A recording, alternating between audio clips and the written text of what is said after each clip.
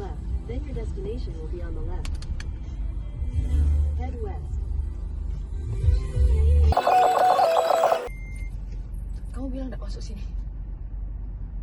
Aku baru ngomong ke di 11.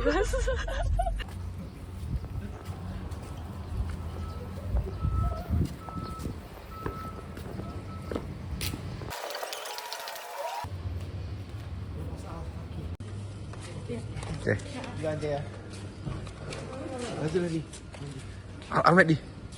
Ngomong aja lo dulu. Aku lu sudah nggak ketemu. Ya pasti.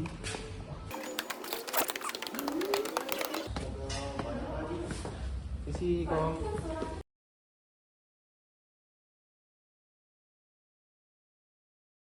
Time. Today, with over 30 years of experience, Panchaburi has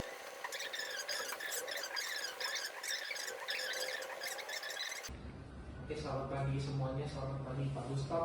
Ini kami dari kelompok 2 sudah sampai di PT Panchaburi Niaga yang di orderin sendiri sama Pak Gustaf. Mungkin kita langsung pertanyaan aja ya. Kita dulu. Pak Gustaf boleh ceritakan sejarah singkat dari Panchaburi Niaga ini? Oke, Panchaburi Niaga ini sebenarnya sebuah perusahaan plastik kemasan, kantong plastik, asoy, plastik bungkus kerupuk, es, segala macam ya. Ini perusahaan ini kalau untuk di Palembang itu cuma depo aja. Dulu sekitar 45 tahun yang lalu itu owner kita namanya Pak Joni Taslim. Dia memulai bisnis ini dari distribusi, hanya distributor. Ya, distributor. Jadi dulu orang kalau kantong asoy, tahu kan kantong asoy, itu jualnya cuma diikat-ikat aja. Nah, jadi dulu Pak Joni jualan seperti itu, sama jual gelang karet gelang ya. Itu seiring berkembangnya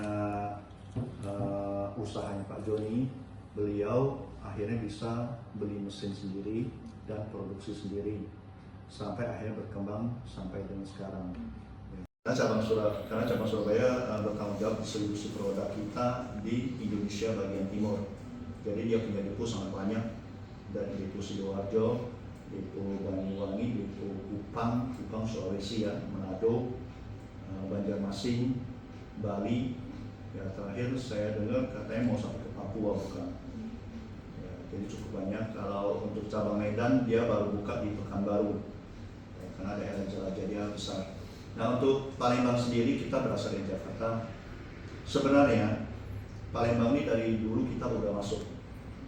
Cuman waktu itu kita kunjungan cuma seminggu sekali atau 2 minggu sekali.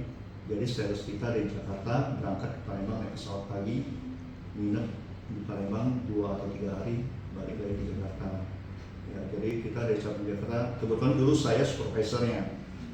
Jadi saya supervisor khusus untuk penjualan area luar kotanya Jakarta. Jadi waktu itu saya sering terbang ke Palembang, ke Jambi, Bengkulu, Lampung, Bangka, Belitung, sama Pontianak. Ya, jadi dulu tiap hampir 2 minggu, sebulan tuh minimal sekali saya terbang ke luar kota. Ya, untuk ya jualan ya. Terus karena Palembang perkembangannya agak lambat. Sebenarnya Palembang dulu sekitar 25 tahun lalu atau 30 tahun lalu sangat bagus sekali, tapi karena terkendala dengan persaingan kompetitor yang sangat keras sekali dan harga plastik ini dari tahun ke tahun itu cenderung naik seperti harga emas, tidak akan turun. Naik. Memang dalam 1 tahun dia naik, tiba-tiba ada turun, tapi nilai harga turun sama nominal selisih antara turun sama naik lebih banyak naiknya. Waktu itu saya kasih masukan ke manajemen, gimana kok Palembang kita bikin depo. Jadi kita punya gudang, stok barang dari Jakarta atau di gudang kita, sales kita spreading ke bawah. Akhirnya setelah berapa tahun bahas-bahas, berdiri lah tahun 2020. Gitu. Ya. Lebih kurang seperti itu. Kalau kalian mau lihat sejarah Pancabudi, kalian bisa dilihat di YouTube-nya. Banyak Pancabudi punya sejarah di YouTube. Kalau yang niaga ini baru 5 tahun berarti Pak? Maaf, Pancabudi Niaga ini Untuk di Palembang 5 tahun. Pancabudi Niaga, kalau bilang Pancabudi Niaga ya bisa bilang baru 5 tahun. Ya karena udah lama. Kalau untuk Palembang, Depo Palembang memang baru 5 tahun dari tahun 2020. Ya, tahun 2020 5 tahun. Kalau boleh tahu visi misi perusahaan ini? Visi misi perusahaan. Sebenarnya sih seperti yang saya bilang tadi, visinya salah satu visi kita tuh menjadi perusahaan plastik dengan jaringan distribusinya ya, yang mengutamakan kualitas dengan pelayanan kepada pelanggan dan mitra bisnis kita. Gitu. Kalau untuk misinya ya seperti tadi, memperluas jaringan distribusi, meningkatkan standar produksi, ya meningkatkan standar produksi. Soal bicara standar produksi, kita sangat memperhatikan namanya kualitas produk. Terus memberikan layanan terbaik kepada customer, soalnya kita bukan hanya sekedar jualan, tapi pelayanan juga. Ya, percuma kita jualan tapi pelayanan jelek, orang lari juga ya. Terus seperti tadi Sintia ada bilang soal sistem informasi teknologi, kita juga menerapkan menggunakan sistem informasi teknologi. Kita punya tim IT sendiri yang mengembangkan teknologi sendiri, baik itu teknologi dari komputer sama Android. Ya. Terus yang terakhir itu misinya mensejahterakan karyawan. Gitu. Kalau misalnya untuk menyambut atau melatih karyawan baru itu gimana ya Pak? Kalau untuk di Depo Palembang kebetulan kita kan hanya depo saja, jadi manajemen masih dari pusat. Jadi kalau untuk pelatihan di Palembang sendiri, pelatihan untuk karyawan yang ada itu memang saat ini belum ada. Tapi kalau di pusat, di head office kita di Pancabudi Niaga Pusat itu ada tim HRD, ada tim yang setiap bulan tuh hampir tiap bulan itu ada namanya kayak pelatihan, training, ya berbagai macam. Kalau di Palembang karyawannya berapa Pak? Karyawan sekitar 17 orang sekarang. Nah, baik yang dari karyawan lapangan maupun karyawan front office-nya. Untuk produknya sendiri apa kok? Misalkan kok di plastik mungkin ada main ini kertas. Iya banyak. Kita bungkus kertas nasi, dus-dus kotak-kotak kue ya. Terus ini ada pengembangan produk baru, paper bowl, berbagai macam kita produk baru. Contohnya yang terbaru paper bowl. Tahu kan paper bowl? Untuk rice bowl itu banyak biasanya. Iya, untuk orang bakso, segala macam lah. Ya berbagai macam produk. Gelas-gelas pop ice, pipet, sedotan. Nah, kalau Pancabudi seperti misinya dia membuat produk yang standarnya bagus punya, kualitas bagus. Jadi kita selalu bikin produk itu dari biji plastik murni. Biji plastik murni, jadi memang terjamin kesehatannya. Ya. Terus beberapa tahun lalu kita juga menerapkan sistem SNI Standar Nasional Indonesia. Terus beberapa tahun lalu juga kita menggunakan biji plastik yang namanya BPA free, jadi aman untuk kesehatan.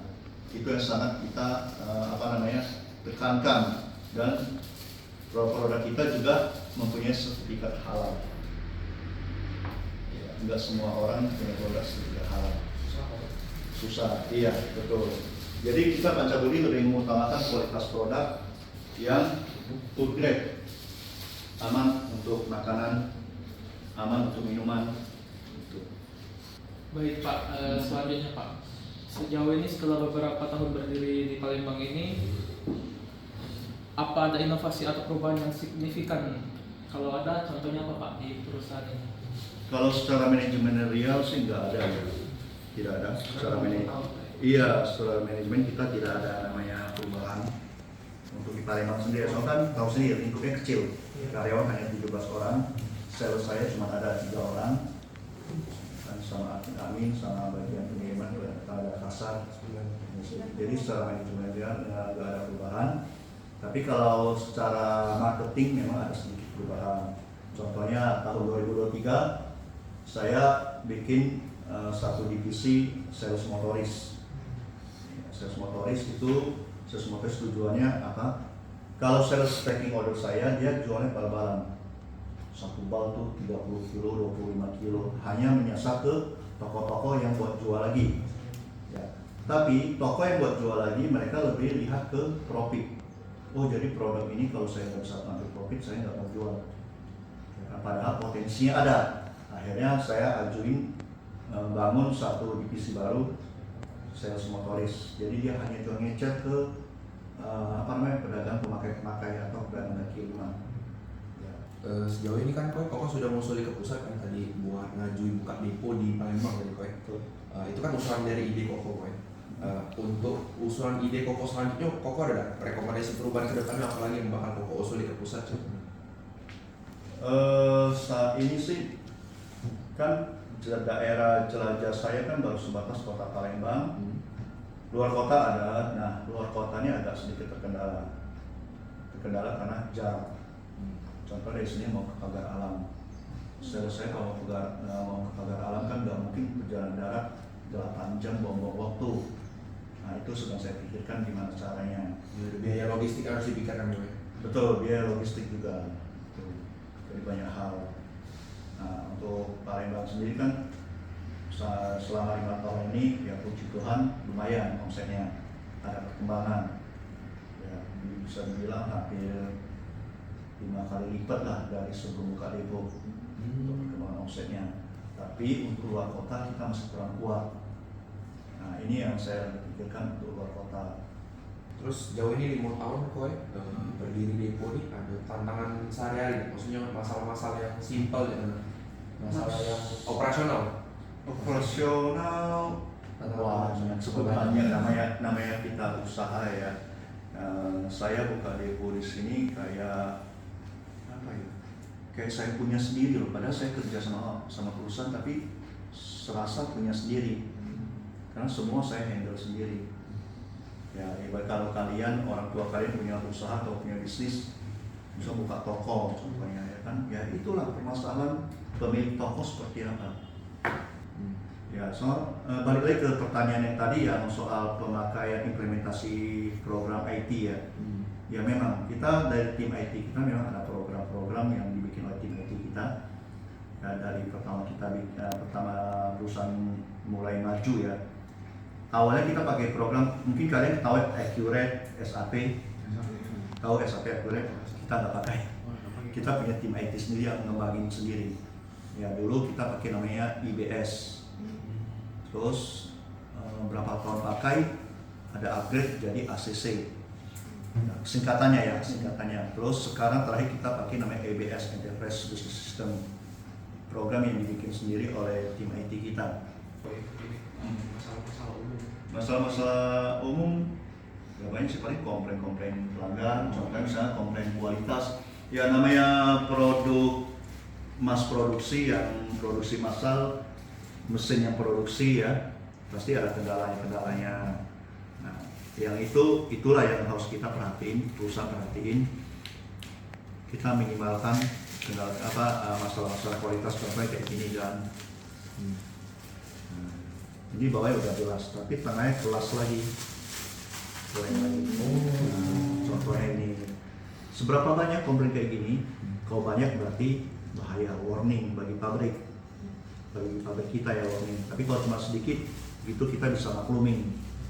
Kalau cuma selembar 2 lembar ya kayak gini kan cuma berapa lembar nih, 4 lembar ya kita maklumin. Namanya produk mesin yang produksi ya, contoh kalian beli permen, 1 bungkus permen karena ada kosong isinya, betul kan? Ya wajar seperti itu.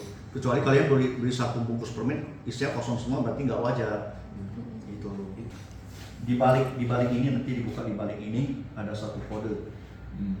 Nah, kode-kode ini berisi kode tanggal produksi, kode karyawan, kode mesin.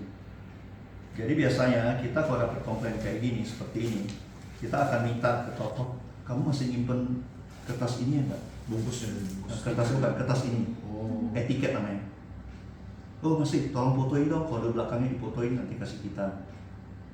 Nanti kita kasih ke namanya purchasing. Kita nggak, kalau saya tidak berhubungan langsung ke pabrik, nanti saya ada tahapan lagi ke purchasing namanya FGP ya, final good purchasing, nanti dia yang berhubungan ke pabrik. Soalnya kalau kami yang bagian tim sales dilarang berhubungan ke pabrik.